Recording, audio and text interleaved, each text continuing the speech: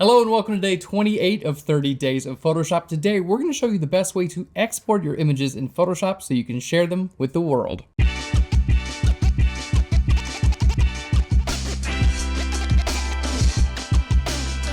Hello and welcome back to 30 days of Photoshop. My name is Aaron Nace and today we're going to show you how to export out your images. Now I always recommend saving in at least two file formats. One is going to be a layered file like a PSD or a Photoshop document. And then the other is going to be for print or web or social. That's going to usually be a JPEG. So we're going to do some editing to our main image today and then show you how to save out in both versions. So we're starting off with this image of our subject hiking through these plains. It's beautiful, but I just want it to look a little bit more like nature. So we're going to go to our selection brush tool here, and I'm going to start by selecting out our background.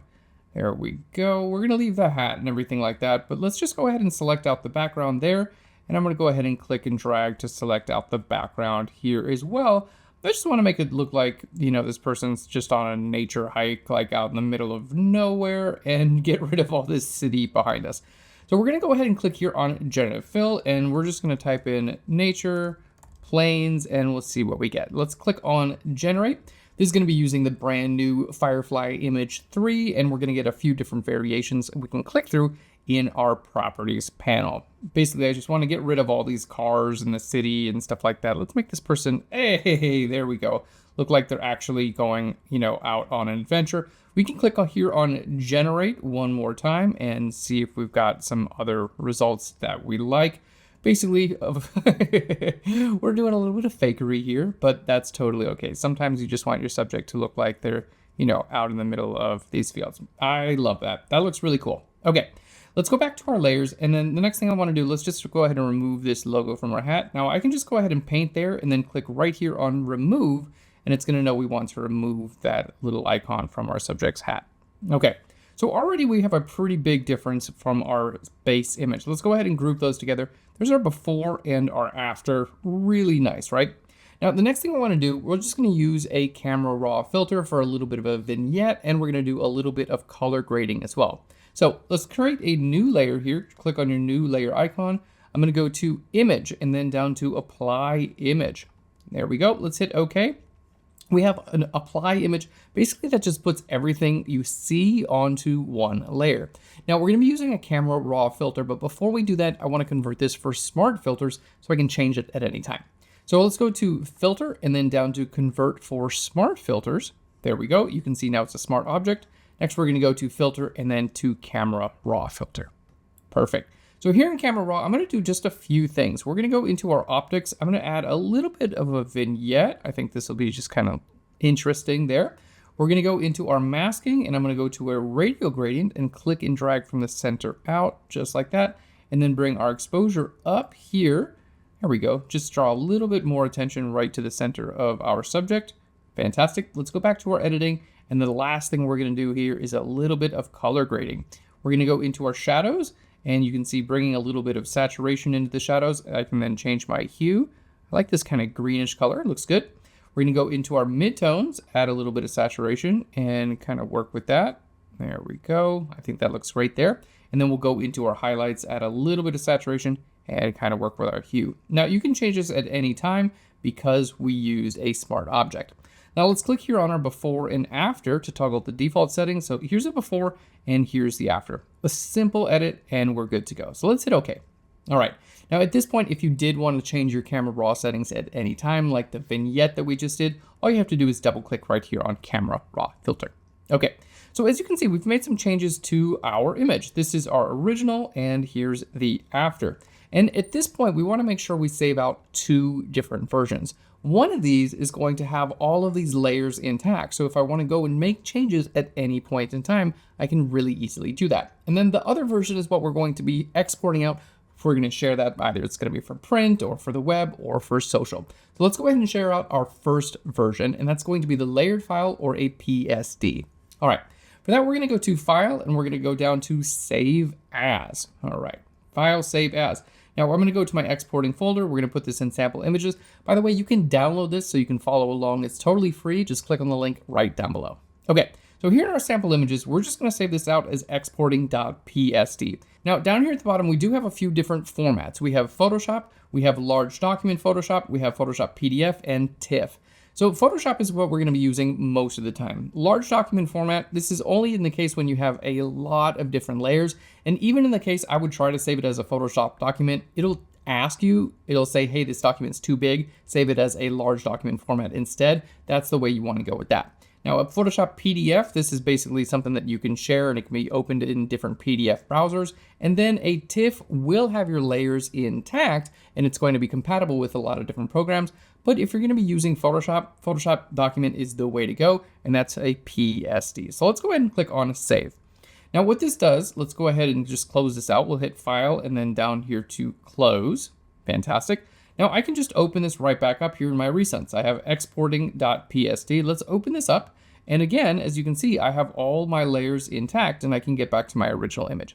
So it's really important that you save a layered file out, but also important that you save a flattened version of your image. And that's what you're going to be using for sharing. All right, for that, we're going to go to Export As.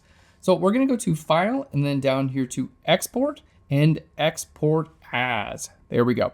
Now Export As, we're going to go through all the settings here. You have your format here on the very top right. This is kind of the most important part. We're starting with this. You can choose a JPEG. This, the majority of the time, you're going to be sharing as a JPEG, whether it's going to be for print, whether it's going to be for social media, whether it's going to be for web. Most of the time, it's going to be a JPEG. Now, a GIF you might use if you want to have some animation, if you have a really small document and you create an animated GIF. And a PNG you might use if you need some transparency in your background. But most of the time, we're going to be using a JPEG. So let's go ahead and choose on JPEG. Now here with JPEG, the next slider you're going to see is your quality slider. So you can change this from less quality, there we go, to more quality. The key here, you're going to see over here on the left-hand side, this is your actual document you're exporting. Now this is the size of the document in terms of your resolution, and this is your file size. So the key is really finding a mix between quality and low file size. And you can zoom in here. Let's just go all the way to 100%. There we go.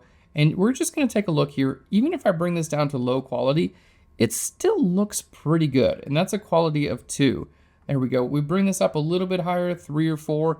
And that looks really good there. And then up from here, it's really hard to tell the difference between like a 4 and a 6 or a 7 most of the time. So you don't have to go all the way up to very high settings every single time. As you can see, that's just going to increase your file size. So I usually like to give it like a 5 or a 6. That's going to be totally good. Okay, so the next thing you can choose is your width and your height. This is literally just pixels. You can type this in. You can choose your scale here. This basically like, you know, instead of typing something in, you can just click here and choose, hey, I want this to be 50% of the original size. It's going to automatically do the scaling here, and it's going to change your file size here as well. Now, this might be helpful if you want to put this on a web page or basically anytime you want to share it and have a lower file size. This is when I would recommend changing the scale. But most of the time, we're just going to be honest. We're going to export this at 100% because pretty much everything can handle like large documents these days.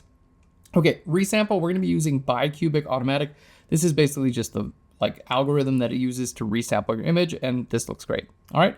Our width and our height, that looks good. Our metadata, we're just gonna click on none. And then the most important thing here on the bottom, just make sure where you have your color space, go ahead and convert to sRGB and embed your color profile. Make sure both of those are checked, and they will be checked by default, but basically those are gonna make sure that they show up on the web with the correct colors, because there are a lot of different color spaces, but most web browsers use sRGB. So we wanna make sure we convert to sRGB on export, and that's going to make sure that we actually do have the right colors with our document. And the last thing we're gonna do is take a look on the very top left where we see Scale All. Here we're going to see our size 1x. This is going to be for our main document. I can click on this plus icon and then choose, for instance, like a 0.5x, and it's going to have a suffix of 0.5x. So this is really nice because I'm going to be able to export out our full size document and at the same time export out a half size document as well. All right, let's go and click right here on export, and we're going to put this in the same exact sample images. We're going to go to export and here to our sample images, and I'm going to create a new folder called export. There we go, and click on open. So when I do that, it's going to automatically export everything out. Let's go to our Finder window, 30 days of Photoshop, down to exporting, sample images, and here we have our export folder. And you can see it exported out my JPEG, as you can see, at 2.1 megabytes. This is 3813 by 5720. This is our exporting.jpg. This is the image we're going to share on social media or for the web. But remember, we also exported out a half-size version of this. So this is going to be a little bit smaller. You can see we have a lower file size and our resolution is smaller as well. And of course, we still have our PSD file. So let's go ahead and make sure we save that again. Again, file, save as, and I'm just going to put this here in my sample images and hit enter. So that way, if I go back to my sample images at any time, I have my original JPEG that's completely intact. This is my original photograph. I have exporting.psd. This is going to be my layered file that I can get back to and make some changes at any time. And then I have an export document here with exporting.jpg and the half-x. I know it's a little bit confusing because I named the file export because that's the name of today's video. Normally you would just have like a regular file name, right? But you get the idea. We want a PSD that's going to be our layered file that we can go back to and make changes at any time. I usually create an export folder, and here we have a few different sizes that we can use for social media or for the web. Now, I know I said a lot in this video, but just remember, you always want to make sure you save out a layered file and a flattened image as well. Thanks so much for watching. We'll see you tomorrow for more 30 Days of Photoshop, where we show you comparisons between Lightroom and Photoshop. Thanks again. I'll see you tomorrow. Bye, everyone.